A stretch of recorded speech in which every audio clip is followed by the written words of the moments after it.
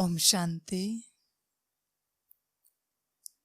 अव्यक्तवाणी 21 जनवरी 1969। शरीर छोटा परंतु हाथ और साथ नहीं। चौथा पॉइंट है, बच्चों ने संगठन और स्नेह दोनों का सबूत दिया। ब्रह्मा वतन से देख रहे थे कि कैसे कैसे कोई आता है, कब कब आता है, किस रुहाब से आता है, किस स्थिति से मिलते हैं। यह भी रिजल्ट बाप दादा दोनों ही इकट्ठे देखते रहे। तो हर एक खुद को देखे और खुद में जो कमी हो उसको भरे। बाकी आज से सभी के लिए कौन निमित्त है वह तो आप जानते ही हैं। बच्चों ने संगठन और स्नेह दोनों का सबूत दिया। बाबा कहते हैं, संगठन और स्नेह यह दो बहुत बड़ी ताकतें हैं। अगर आपके पास दोनों में से सिर्फ एक है तो भी आप विश्व परिवर्तन नहीं कर सकते। दोनों चाहिए, संगठन भी चाहिए और स्नेह भी चाहिए। संगठन स्नेह से बनता है और संगठन बनने के बाद स्नेह बढ़ता है। तो दोनों भी चीजें, दोनों भी गुण एक दूसरे से रिलेटेड हैं। विश्व परिवर्तन करने के लिए बहुत सारी आत्माएं मानो एक फ्रीक्वेंसी की आत्माएं, जिनके विचार, जिनकी वृत्ति, जिनकी वाणी और जिनके कर्म एक दूसरे से मिलते हों, ऐसी आत्माएं जब एक साथ आ जाएंगी तब परिवर्तन निश्चित हो जाएगा। बाबा भी कहते हैं, जब सभी ब्राह्मण एक सूत्र में बंध जाएंगे तो परिवर्तन हो ही जाएगा। बस ब्राह्मणों को एक सूत्र में बंधना बहुत जरूरी है और एक सूत्र में बंधने के लिए उपाय एक ही है, बाबा की याद और आत्मिक स्थिति। जिनकी आत्मिक स्थिति पक्की होती जा रही है वह सभी आत्माएं आत्मा आत्मा भाई इस रूप में एकत्रित आते जाएंगे, एक साथ संगठित होते जाएंगे। दुनिया अनगिनत कॉन्शियसनेस से चलती है। स्कूल के बच्चे कॉलेज के बच्चों के साथ नहीं मिल सकते। कॉलेज के बच्चे नौकरी करने वालों के साथ नहीं मिल सकते। नौकरी करने वाले बिजनेस वालों के साथ नहीं मिल सकते। तो ये संगठन होता है। आजकल इस दुनिया में यूनियन बनाते हैं, एम्प्लॉयज की यूनियन, बिजनेसमैन की यूनियन, स्टूडेंट की यूनियन, यूनियन माना क्या है? एक प्रोफेशन के लोग एक साथ जुड़े हुए हैं। यह भी एक बहुत बड़ा धंधा है विश्व परिवर्तन का, बहुत बड़ी नौकरी है विश्व परिवर्तन की, बहुत बड़ी स्टूडेंट लाइफ है विश्व परिवर्तन की। तो इसमें एक साथ जुड़ना बहुत जरूरी है। दुनिया में सिर्फ 2 कॉन्शियसनेस हैं, उन 2 कॉन्शियसनेस के अनगिनत कॉन्शियसनेस बने हुए हैं। एक है बॉडी कॉन्शियसनेस और दूसरा है सोल कॉन्शियसनेस।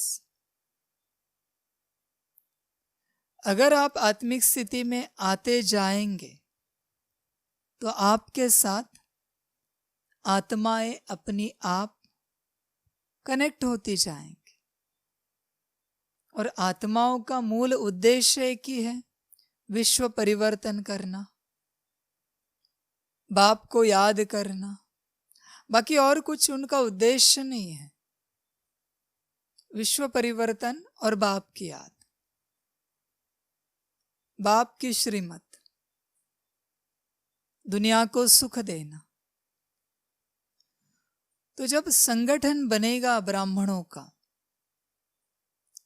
लेकिन आत्मिक स्थिति वाले ब्राह्मण, बॉडी कॉन्शियसनेस वाले नहीं, नाम मान शान पद पोजीशन इसमें फंसे हुए ब्राह्मण नहीं,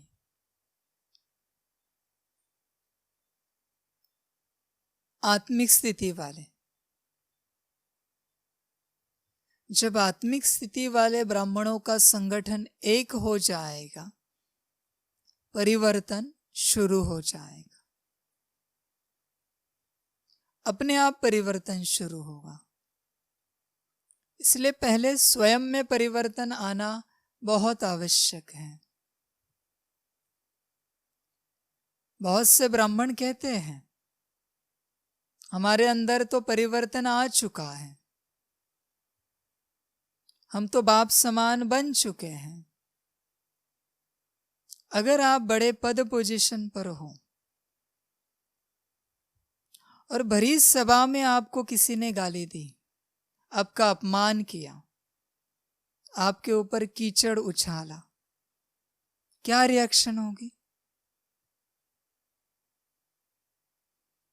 चेक करना। अगर आप बाप समान अवस्था में आ चुके हो तो अपनी अवस्था को चेक करना। क्या तुरंत पद पोजीशन का बल दिखाएंगे कि आप कौन हो? आपको पता नहीं आपने किसका अपमान किया है, किसको गाली दी है, किसके ऊपर कीचड़ उछाला है। ये अहंकार बाहर आ जाएगा। ये अहंकार क्या दिखा रहा है? कि आप बाप समान नहीं बने हो, बस कह रहे हो कि बाप समान बने हैं। जो बाप समान बने हैं वो निरअहंकारी हैं, वो सदा प्यार से बात करेंगे, अपकारी पर भी उपकार करेंगे। किसी ने कीचड़ उछाला है फिर भी उसकी वाह करेंगे। किसी ने गाली दी है, अपमान किया है, फिर भी उससे प्यार से बात करेंगे। बाप का गुण व बच्चों का गुण। तो हर ब्राह्मण आत्मा अपने को चेक करे कि मेरी अवस्था क्या है, हम कौन से स्थिति तक पहुंचे हैं। हर ब्राह्मण आत्मा। बस कहने के लिए आध्यात्मिक नहीं कहना कि हम आध्यात्मिक हैं। अंदर बाहर कितने हैं चेक करना।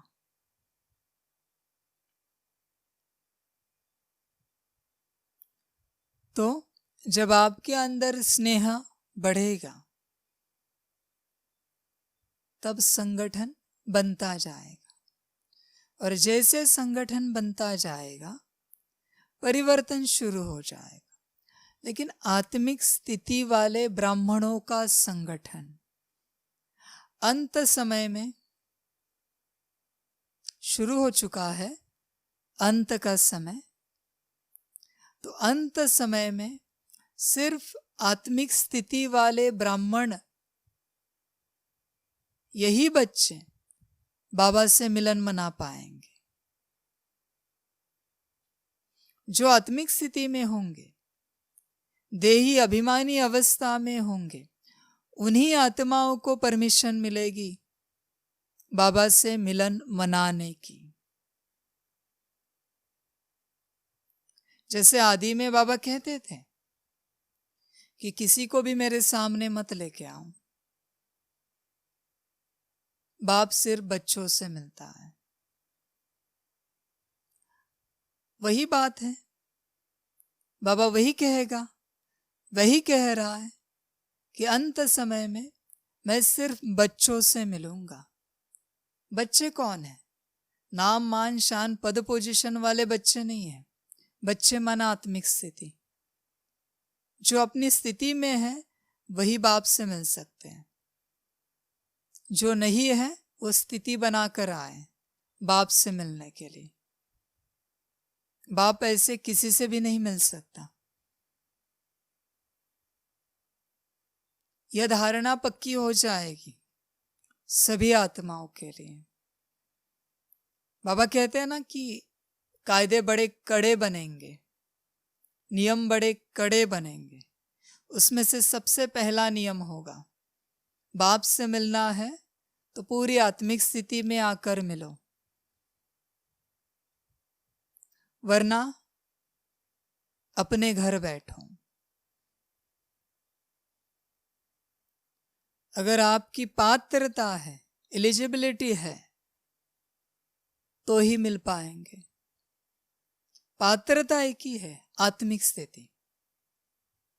आत्मिक स्थिति के अंदर सारी धारणाएं आती है।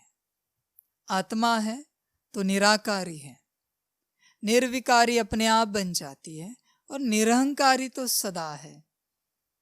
तो बाप से मिलने के लिए सबसे बड़ी धारणा होगी आत्मिक स्थिति। और अगर आत्मिक स्थिति है तो बाबा की याद तो अपने आप रहेगी।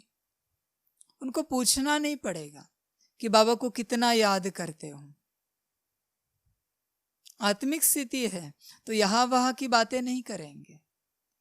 इसने क्या किया, उसने क्या किया, पास्ट में क्या होगा, फ्यूचर में क्या है, ये कुछ नहीं कहेंगे। उनको पता है सब ड्रामा है। हमारा कर्तव्य है हमारी स्थिति में आना, बस। तो ऐसा संगठन बनेगा आत्मिक स्थिति वालों का, और वही संगठन परिवर्तन करेगा पूरे विश्व का।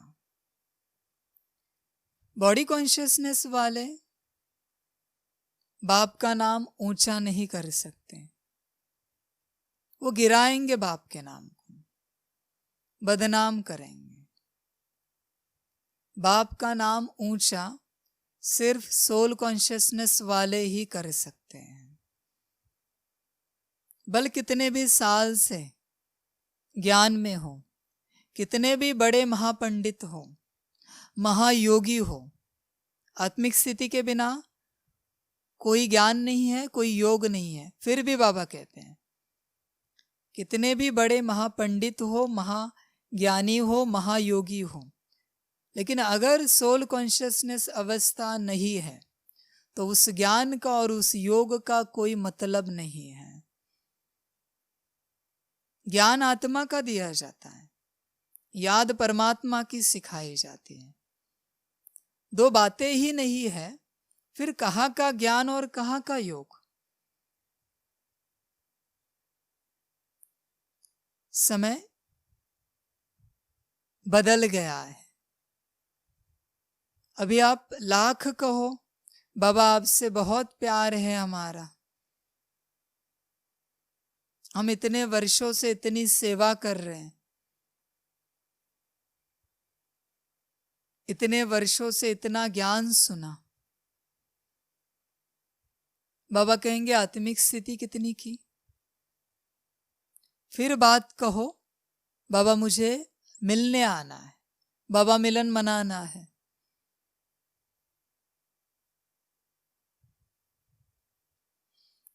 इसलिए ऐसे प्योर बच्चों का संगठन बनेगा जो दुनिया बदलने वाले होंगे, और स्नेह ऐसा होगा इन बच्चों के अंदर, लगेगा जैसे स्नेह की वर्षा हो रही है।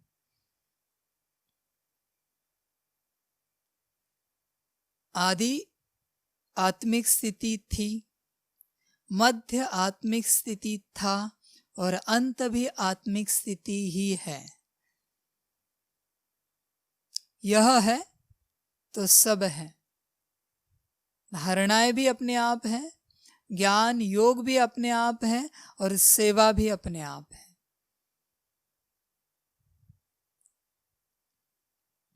ब्रह्मा वतन से देख रहे थे कि कैसे कैसे कोई आता है, कब कब आता है, किस रुहाब से आता है, किस स्थिति से मिलते हैं। यह भी रिजल्ट बाप दादा दोनों ही इकट्ठे देखते रहें, तो हर एक खुद को देखे और खुद में जो कमी हो उसको भरे। सभी के अंदर एक ही कमी है, वह है आत्मिक स्थिति। बस उसे भरो, बाकी सारी कमियां अपने आप भर जाएंगी। आत्मिक स्थिति के बिना ज्ञान गुण शक्ति को भरने का प्रयास करना मूर्खता होगी, पागलपन होगा। जिस बक्से में भरा जा रहा है वो बक्सा ही नहीं है, तो कहां भरेंगे? सब बाहर ही रहेगा, अंदर कैसे जाएगा? तो अगर कमियों को निकालना है, समय बहुत कम है, कमियों को निकालना है, तो बस आत्मिक स्थिति में आ जाओ, और कोई उपाय नहीं है। और अभी जो आत्माएं आत्मिक स्थिति में आती जाएंगी, उन्हें ही सारी प्राप्तियों का अनुभव होता जाएगा। अंत समय में बाबा भी एक साइड हो जाएगा। आपके सामने बाबा खड़ा रहकर भी आपको कोई मदद नहीं करेगा, आपको अपनी खुद ही मदद करनी है आत्मिक स्थिति में आकर। अगर नहीं आ सकते हैं तो ड्रामा, जो होगा सो ड्रामा। तो अपने को चेक करो, आपकी अवस्था आत्मिक स्थिति की कितनी बनती जा रही। आत्मिक स्थिति वालों को ही दाल रोटी मिलेगी या दाल चावल मिलेगा। देह अभिमान वाले, पद पोजीशन वाले, नाम मान शान वाले भूखे मरेंगे, क्योंकि वो बाबा के बच्चे नहीं हैं। बाबा के बच्चे आत्माएं हैं। जो आत्मिक स्थिति में है वही जिएंगे, वही आगे बढ़ेंगे, उन्हीं का कल्याण होगा। अपने को चेक करना। बाकी आज से सभी के लिए कौन निमित्त है वह तो आप जानते ही हैं। दीदी तो है, साथ में कुमार का मददगार है। जैसे और सभी लिखा पढ़ी चलती थी, वैसे ही हेड क्वार्टर से चलती रहेगी। यह दोनों आप सभी की देख रेख करती रहेंगी। अगर आवश्यकता हुई तो आप सभी के सेवा केंद्रों पर चक्कर लगाती रहेंगी। लेकिन अब का पेपर क्या है? यह तो अचानक पेपर निकला, परंतु जो आने वाला पेपर है वह बताते हैं। अब एक मत अंतर्मुख और अव्यक्त स्थिति में स्थित होकर संबंध में आओ। किसके? बाप के। एक मत में आ जाओ, अंतर्मुखी बनो और अव्यक्त स्थिति में आ जाओ, तो बाप के संबंध में अपने आप आ जाएंगे। अभी जिनका संबंध बाप से है, जिनका मना, जिन आत्माओं का, नाम मान पद पोजीशन का नहीं, आत्माओं का, वही जिएंगे। बाकी सभी को महाकाल खा जाएगा, क्योंकि बाकी सबका कोई काम नहीं इस दुनिया में। विश्व परिवर्तन करने वालों को ही वो यहां रखेगा। बाकी सबका कोई काम नहीं है तो उनको उठा लेगा। क्यों धरती को बोझ बना के रखें?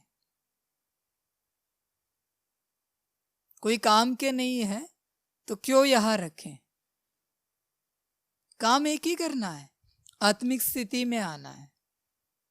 अगर नहीं आ सकते तो महाकाल कहेगा चलो पैकअप कर लो, मैं दिखाता हूं तुम्हें नाम मान शान पद पोजीशन क्या होती है, चलो ऊपर।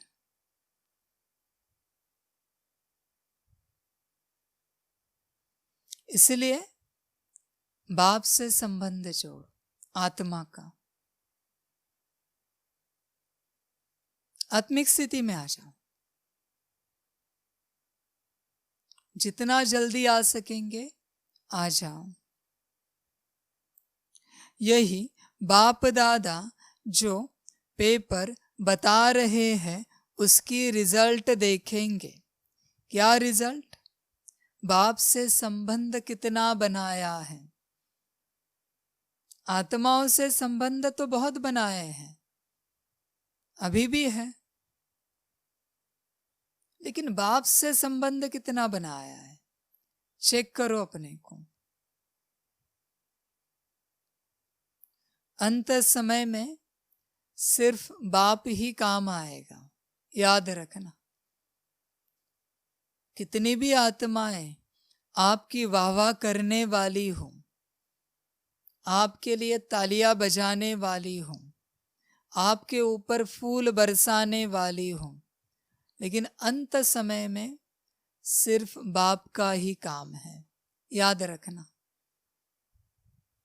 इसलिए अच्छा है बाप से संबंध जोड़ो।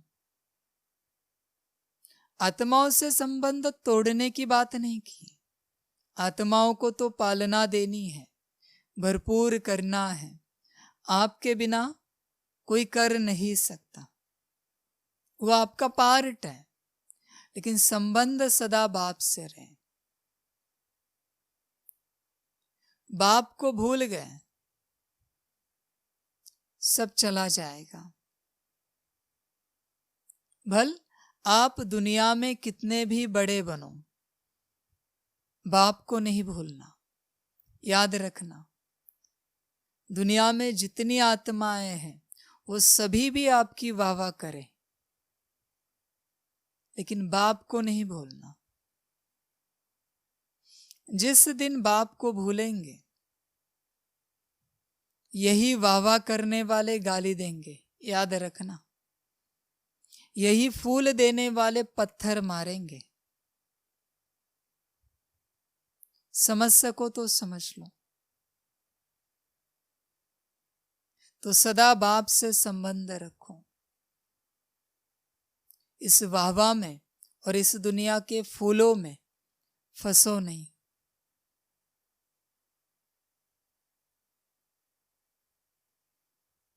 जिनको आदत लगी है वाहवाह लेने की,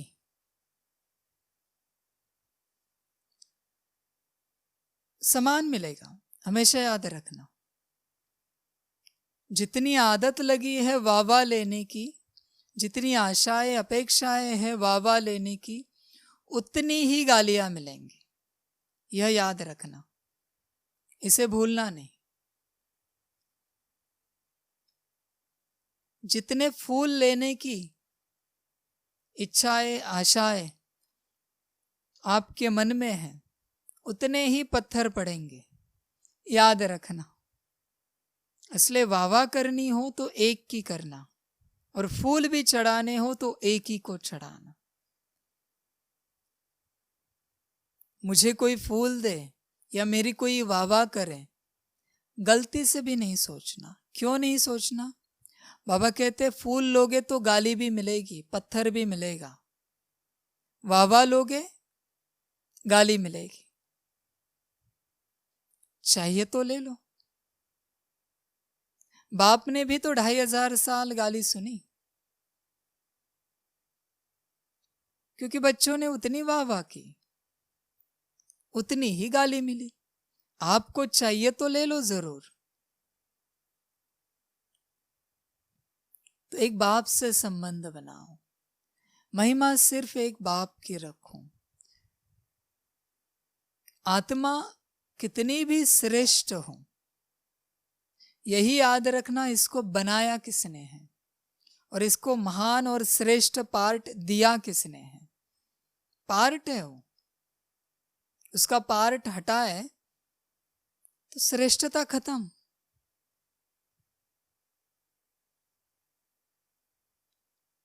किसी भी एक्टर के एक्टिंग का रोल ही हटा दे तो उसकी किसकी वाह करेंगे आप, और क्या वाह करेंगे?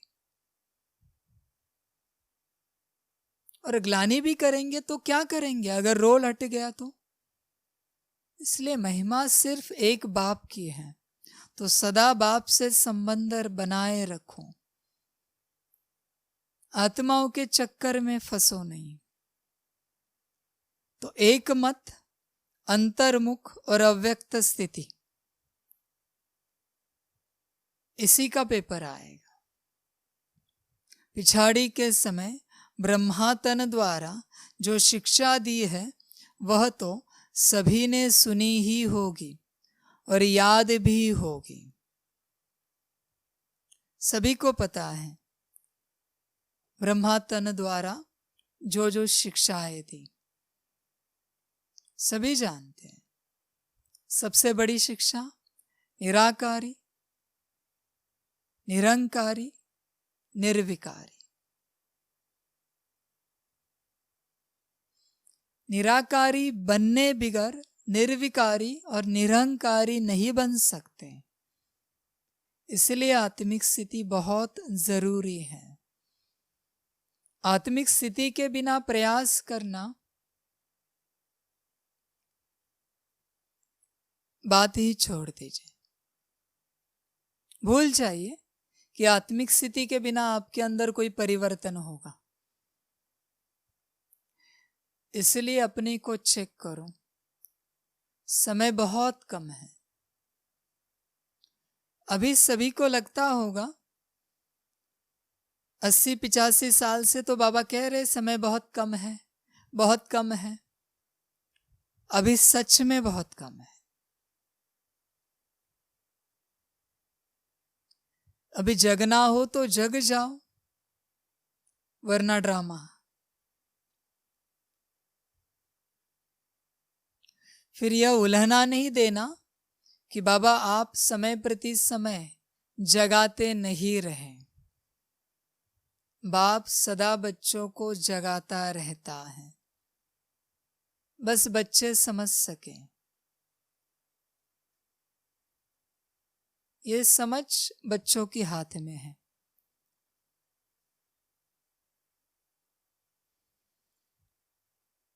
तो समय को समझना और अपनी अवस्था को बनाना। अच्छा, ओम शांति। सभी बच्चों को पदम गुणा, याद, प्यार, गुड नाइट और नमस्ते। सदा खुश रहना, समय को समझना और समय के साथ चलना। कहते हैं समय के साथ जो चलता है वह सदा खुश रहता है। अभी समय और बाप दोनों के साथ चलना। अच्छा, ओम शांति।